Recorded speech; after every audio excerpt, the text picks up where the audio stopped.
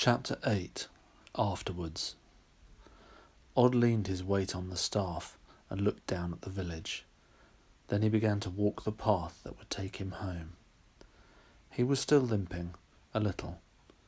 His right foot would never be as strong as his left, but it didn't hurt, and he was grateful for Freya for that. As he headed down the path to the village, he heard a rushing noise. It was the sound of snow melting, of new water trying to find its way to the lower ground. Sometimes he heard a clump as snow fell from a tree onto the ground beneath.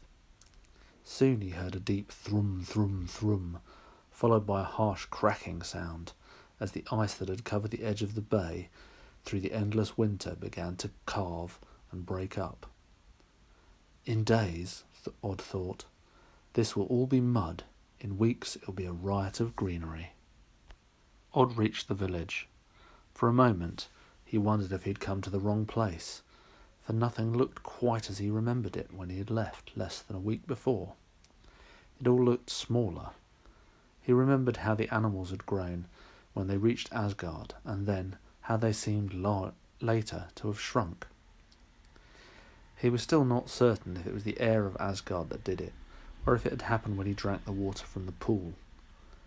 He reached Fat Elfred's door and rapped upon it sharply with his staff. "Who is it?" called a voice. "It's me, Odd," he said. There was a noise inside the hut, an urgent whispering, then people talking in low voices. Odd could hear the loudest of the voices as it grumbled about good-for-nothings who stole a side of salmon, and how it was high time for someone to be taught a lesson he would never forget. He heard the sound of a door being unbarred. The door opened, and Fat Elfred looked out. He stared up at Odd, confused. "I'm sorry," he said, in a most unsorry tone of voice. "I thought my runaway stepson was here." Odd looked down at the man, and then he smiled, and then he said, "It is him. It's me. I'm him. I'm Odd." Fat Elfred said nothing. The heads of his various sons and daughters appeared around him, and they looked up at Odd nervously.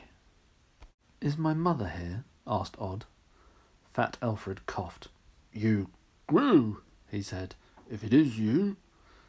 Odd just smiled, a smile so irritating that it had to be him. The smallest of Fat Elfred's children said, "They got into fights after you went away. She said we had to go and look for you, and that it was Dad's fault you'd run off, and he said he wasn't, and it wouldn't, and good riddance to bad rubbish. And she said, 'Right then,' and she went back to your father's old house on the other side of town."